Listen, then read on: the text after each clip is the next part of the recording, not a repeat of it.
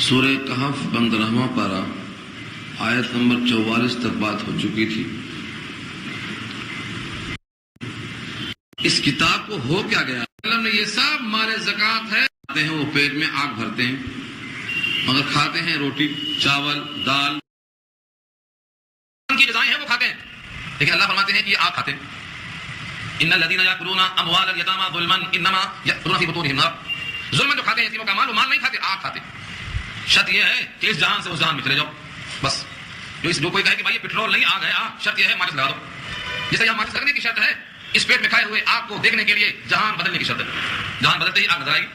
کوئی کہتا ہے یہ ماچس آگ ہے، صرف رگڑنے کی شرط ہے، رگڑ دو بس آگ ہے۔ یہاں رگڑنے کی شرط ہے، وہاں آگ کو ٹچ کرنے کی شرط ہے، یہاں پر اس آگ کو دیکھنے کے لیے جہان بدلنے کی شرط ہے۔ جہان بدل لو، آگ دیکھ لو۔ کبھی کبھی نبی کریم صلی اللہ علیہ وسلم کی حدیث میں اس چیز کو سمجھانے کے لیے حصی طور پر کچھ لوگوں نے غیبت کیا تھا۔ آپ نے کہا دانتوں میں خلال کرو، گوشت نکلے گا۔ لوگوں نے کہا ہم نے تو گوشت کھایا بھی نہیں، کہا جو غیبت کھایا ہے یہ مردہ بھائی کا گوشت تھا، یہ اس کے ریشے نکلنے در سے۔ تو کبھی کبھی ایسا حضور پاک نے دکھا دیا ہے تاکہ ان کے اندر قوت پیدا ہو۔ ایسے واقعات تو بے شمار ہیں کہ دنیا کی چیز وہاں پر آپ کو نظر آئے گی لیکن بدلی ہوئی شکل میں۔ جیسے حدیث میں آتا ہے جو انسان زکوٰۃ نہیں دیتا اور وہ مال اپنی ذات کے لیے روک کے رکھتا ہے تو وہ گنجا سانپ بن جائے گا، اور وہ اس کے دونوں گل پھڑے جبڑے پکڑ کے کہے گا میں تیرا مال ہوں، انا کنز کا، میں تیرا کنز ہوں۔ تو وہ سانپ کیا بنا؟ خزانہ۔ خزانے کو سانپ کی شکل دیا اللہ نے۔ جتنے لوگ دنیا میں مال چھوڑتے ہیں اور زکوٰۃ نہیں دیتے، ان کا مال قیامت میں کیا بنے گا؟ بوجھ سر پہ لاد دیں گے۔ اگر اونٹ کی شکل میں تھا تو اونٹ سر پہ ہوگا۔ بخاری کی روایت کتاب زکوٰۃ میں آئی ہے کہ قیامت میں کچھ لوگ اپنے سروں پر اونٹ لے کے آئیں گے اور کچھ لوگ اپنے سروں پر گھوڑا لے کے آئیں گے، کچھ بکریاں لے کے آئیں گے، حدیث طویل ہے، کچھ سونے چاندی کا گٹھر لے کے آئیں گے، کچھ کپڑے کا لتا مار کے آئیں گے، اور یہ کہیں گے محمد صلی اللہ علیہ وسلم مجھے بتا دو اس بوجھ سے۔ جس کے سر پہ اونٹ ہوگا وہ اونٹ سے بدلتے ہوں گے، بکریاں سینگ سے مارتی ہوں گی۔ فرمایا نبی صلی اللہ علیہ وسلم نے یہ سب مال زکوٰۃ ہے جو انہوں نے ادا نہیں کیا تھا، یا مال غلول ہے جو مال غنیمت تھا تقسیم سے پہلے لوٹ لیا گیا تھا۔ دیکھا آپ نے، یہ شکل ہے ان کے عمل کی۔ جس طرح نعمتیں ہیں الگ شکل دی جائے گی۔ حدیث میں آتا ہے بہترین کوئی نماز پڑھتا ہے تو اس کو حور کی شکل دی جائے گی۔ سورہ ملک پڑھتا ہے تو عذاب قبر میں دفع کے لیے بہترین چادر کی شکل دی جائے گی، عذاب کو آنے نہیں دے گی۔ تو اللہ تعالیٰ ان عملوں کو یا تو اس شکل میں دکھائیں گے بدل کے، اور یا تو وہی عمل آپ کے سامنے پیش کیا جائے گا، جزا دکھائیں گے۔ بہرحال کوئی عمل غیر حاضر نہیں ہوگا۔ جس کو اللہ کی کتاب پر یقین ہو وہ ایک ایک عمل پر یقین کے ساتھ قدم جمائے کہ مجھے اس کا اجر یا اس کا بوجھ ملنے والا ہے۔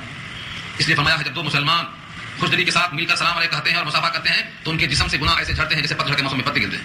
یقین ہی نہیں ہے تو تلسی سے مل لیتے، یقین ہوتا کہ گناہ جھاڑنا ہے تو پورے خلوص سے ملتے پتے جھڑ جاتے۔ جو پتے جھاڑ سکتا ہے جھاڑوں سے وہ جسم سے گناہ بھی جھاڑنے پر قادر ہے، یقین پیدا ہونے کی ضرورت ہے۔ اور یہ تو آپ سے کروایا جاتا ہے ولا یغفر الذنوب الا انت، آپ کے سوا گناہوں کو معاف کرنے والا کوئی نہیں۔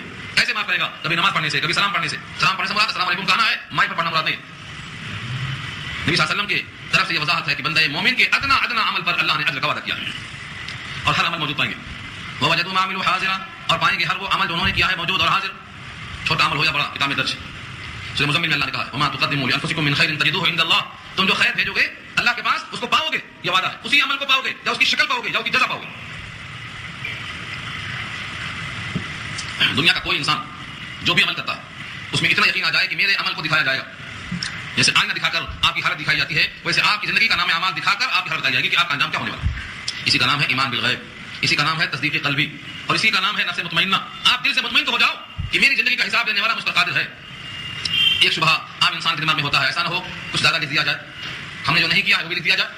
بقول مرزا غالب کے مارے جاتے ہیں فرشتوں کے لکھے سے بھیجا آدمی کوئی ہمارا دم تحریر بھی تھا، اللہ نے وعدہ کیا ہے ولا یظلم ربک احد، یہ اگلا ٹکڑا ولا یظلم ربک احد، اور آپ کا رب کسی پر ظلم نہیں کرے گا۔ کیوں؟ بندوں پر ظلم کرنا اللہ کی صفت نہیں ہے، اللہ کی صفت ہے نہیں۔ ہمارا رب کا بظلام للعبید، بندوں پر اللہ ظلم نہیں ہے کہ ظلم کرتا رہے۔ ظلم تو ایک ظلمت ہے، اور ظلم قیامت میں ظلمات ہوگا۔ بھلا رب کریم ظالم کیسے ہو سکتے؟ جو رحیم ہو کریم ہو وہ ظالم کیسے ہو سکتا ہے؟ کسی کا عمل نہ لکھا جانا، کسی کا عمل کم کر دیا جانا، گناہ نہیں کیا ہے وہ لکھ دیا جانا، یہ سب ظلم کی شکلیں ہیں۔ رب کریم ظلم سے پاک اور صاف۔ ہمارا رب کا بظلام للعبید ولا یظلم ربک احد، اور کسی پر آپ کا رب ظلم نہیں کرے گا۔ اب یہاں سے ایک مثال دیا اللہ، لوگ سمجھتے ہیں کہ ابلیس کا جو واقعہ پیش آیا یہ ابلیس پر کہیں ظلم تو نہیں ہو گیا؟ ایک تمثیل دے کے بتایا اللہ نے، دیکھو آدمی کیسا اپنے پیر پہ کلاڑی مارتا ہے، کیسے اپنی قبر خود کھودتا ہے، اور کیسے اپنے انجام میں گمراہ ہوتا ہے۔ ایک مثال دے کے بتایا وَإِذْ قُلْنَا لِلْمَلَائِكَةِ اسْجُدُوا لِآدَمَ فَسَجَدُوا إِلَّا إِبْلِيسَ، اور جب کہا ہم نے فرشتوں سے سجدہ کرو آدم کے لیے تو سب نے سجدہ کر لیا مگر ابلیس نے۔ ابلیس نے کیا کیا؟ کیا خرابی ہو گئی؟ سجدہ کرنے کا حکم سب کو تھا، سب نے سجدہ کر لیا۔ یہ نہیں کہ ہم آدم کو سجدہ کیوں کریں، آدم تو ہمارے خدا نہیں ہے، آدم اس وقت خدا نہیں ہے نہ آج خدا ہے۔ پھر آدم کی طرف سجدہ کرنے کا حکم کیسا ہے؟ جیسے آج ساری کائنات کو بیت اللہ کی طرف منہ کرنے کا حکم ہے، ایسا ہی وہ قبلہ نما تھے، ان کو سجدہ کرنا چونکہ اللہ کے حکم سے تھا لہذا وہ سجدہ اللہ کے حکم کا تھا۔ یہی غلطی ہو گئی، عقل کو لڑایا اس نے اور کہا میں آدم کو سجدہ نہیں کر سکتا۔ معلوم یہ ہوا انسان ایسے ہی جاتا ہے گمراہی میں جب خدا کے اور رسول کے صریح حکم میں اپنے عقل کو دخل دیتا ہے۔ اور جب کہا ہم نے فرشتوں سے کہ سجدہ کرو آدم سے تو سب نے سجدہ کر لیا، مگر ابلیس نے کانا من الجن تھا جنوں میں سے، کانا من الجن جنوں میں سے تھا۔ اکثر لوگ سمجھتے ہیں کہ جن اور شیطان دو الگ الگ ہیں، ایسا نہیں۔ انسان بگڑتا ہے تو کافر ہوتا ہے اور بنتا ہے تو مومن ہوتا ہے، اور یہ جب جن بگڑتا ہے تو شیطان بنتا ہے، اور جب نہیں بگڑتا ہے تو جن رہتا ہے۔ اس میں بھی سرکش ہوتے ہیں۔ کانا من الجن کا اشارہ کر دیا کہ وہ شیطان نہیں تھا، جنوں میں سے تھا۔ شیطان کیسے ہوا؟ ففسق عن امر ربی، اپنے رب کے حکم سے نافرمانی کا ارتکاب کیا، اپنے حکم سے، اپنے رب کے حکم سے عدول حکمی کر دیا، ایک حکم نہیں مانا فاسق ہو گیا۔ رب کا حکم نہ ماننا ذریعہ ہوا فسق کا۔ اب ہم اپنے رب کے ہزاروں حکم نہیں مان رہے ہیں مگر ہم میں فسق نہیں آئے گا، کیونکہ ہمارا رنگ اتنا پکا ہے کہ چڑھتا ہی نہیں فسق۔ کتنا ہی گناہ کر لو، پرستش کرو شوق سے جس کی چاہو، نہ توحید میں کچھ خطر اس سے آئے، نہ اسلام بگڑے نہ ایمان جائے، کچھ بھی نہیں ہو رہا ہمارے لیے۔ نماز پڑھو یا نہ پڑھو، روزہ رکھو یا نہ رکھو، سچ بولو یا جھوٹ بولو، وعدہ وفا کرو یا بے وفائی کرو، غیبت کرو یا تہمت لگاؤ، یعنی ہمارے ایمان پہ کوئی فرق نہیں پڑا۔ یہاں ایک حکم نہیں ماننے سے فاسق ہو گیا، اور جنوں میں سے تھا، شیطانوں میں سے ہو گیا۔ اور یہاں اللہ کے اتنے حکم توڑنے کے بعد ہم سمجھتے ہیں ہم پر کوئی اثر نہیں ہوگا۔ یہ عقیدہ فرقہ مرجیہ کا ہے جو باطل عقیدہ ہے۔ وہ یہ کہتا ہے کہ جس طرح کفر کے ساتھ کوئی عمل صالح، کوئی نیک کام نفع نہیں دیتا، ایسے ہی ایمان کے ساتھ کوئی گناہ نقصان نہیں دیتا۔ یہ باطل عقیدہ ہے۔ کفر کے ساتھ نیک عمل کام میں نہیں آتا، سچ ہے، لیکن ایمان کے ساتھ برے کام کریں گے تو فسق کا الزام آئے گا۔ یہاں دیکھ لو، اس فرشتے کو فاسق کہا، ففسق عن امر ربی، اپنے رب کے حکم سے حکم عدولی کر دیا۔ افتتخذونه وذريته اولیاء من دونی وهم لكم عدو، کیا بس تم اس کو اور اس کی ذریت کو دوست بناؤ گے مجھ کو چھوڑ کر، حالانکہ وہ تمہارا دشمن ہے۔ تمہارا دشمن کا مطلب تمہارے دادا آدم کا دشمن ہے، آدم سے اس کو حسد ہو گیا، اور تم آدم کی اولاد میں ہو، تمہارے دادا کا دشمن تمہارا دشمن ہوتا ہے۔ اے غیور انسانوں، جو تمہارے دادا کا دشمن ہے وہ دادا کی اولاد سے دوست کی لائق کہاں ہوگا؟ یہ دوستی کی لائق نہیں۔ کیا تم اس سے دوستی کرو گے؟ اس کی اولاد سے بھی۔ شیطان کی ذریت کیا ہے، اولاد کیا ہے؟ قرآن کریم کی کئی آیتوں میں تذکرہ ہے، پیچھے بھی آ چکا ہے سورہ بنی اسرائیل میں، واجرب علیہم بخیرک ورجلک وشارکہم فی الاموال والاولاد۔ تو شیطان کی ذریت بھی ہے، اس کی اولاد ہے، اس کے گھڑ سوار ہیں، اس کے پیادے ہیں، اس کا لشکر ہے۔ اب یہ نہیں معلوم کہ انسانوں کی طرح اس کی نسل پیدا ہوتی ہے یا جو لشکر تیار تھا وہی باقی رہتا ہے۔ انسانوں کی طرح اس کا بھی ایک لشکر ہے، اس کی ایک فوج ہے، اس کی ضروریت ہے، اس سے تمہیں دوستی نہیں کرنا ہے۔ اللہ نے یہاں پیغام دیا، افتتخذونہ، کیا پس تم اس کو بناؤ گے، وذریتہ اور اس کی اولاد کو، اولیاء دوست، من دونی مجھے چھوڑ کر، وہم لکم عدو، حالانکہ وہ تمہارے واسطے دشمن ہے۔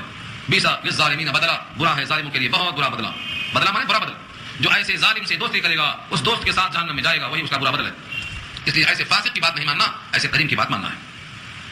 اس کے بعد ایک عام انسان کے دماغ میں جو فطور ہے، بعض کہتے ہیں کہ اللہ کی بیویاں ہیں، اللہ کی بیٹیاں ہیں، اللہ کی اولاد ہے۔ اللہ تعالیٰ نے ان تمام کے لیے رد فرمایا کہ دیکھو، جب دنیا ہم نے بنایا تھا تو دنیا بنانے سے پہلے ان کو دکھا کر منظوری حاصل نہیں کی تھی کہ دیکھو ہم ایسا بنا رہے ہیں، ہمارا یہ پلان ہے۔ جیسے ایک انجینئر بناتا ہے نقشہ، اس کو منظوری کراتا ہے، ہم نے اس کائنات کی تخلیق سے پہلے ان کو مشاہدہ نہیں کروایا، ہمارا دیکھو یہ پلان ہے۔ ما اشهدتهم خلق السماوات والارض، نہیں مشاہدہ کروایا ہم نے ان کو زمین و آسمان کی تخلیق کا، ولا خلق انفسهم، اور نہ ان کی ذات کی تخلیق کا۔ ان کو جب بنایا تب بھی ان سے نہیں پوچھا، ان کے لیے زمین آسمان بنایا تب بھی ان سے نہیں پوچھا۔ اور ہمارا دستور یہ ہے، وما كنت متخذ المضلين عضدا، اور میں نہیں ہوں بنانے والا گمراہوں کو دست و بازو۔ عضدا کے معنی دست و بازو۔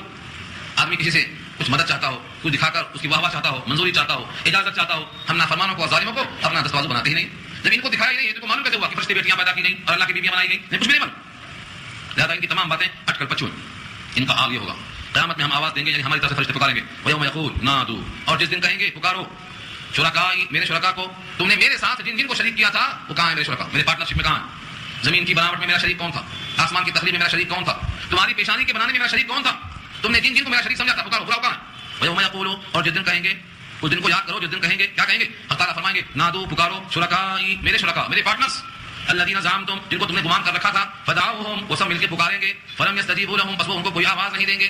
آواز دیں گے کہاں سے؟ یہ تو سب کے سب جہنم میں ہوں گے، تو آواز کیسے دیں گے؟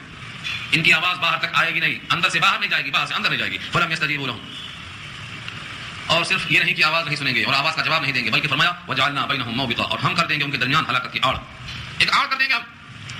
جن کو یہ شریک سمجھتے تھے ان کو ان سے ملنے کا کوئی امکان نہیں ہوگا، دونوں میں آڑ رکھ دیں گے، ہلاکت کی آڑ، یہ بھی ہلاک وہ بھی ہلاک۔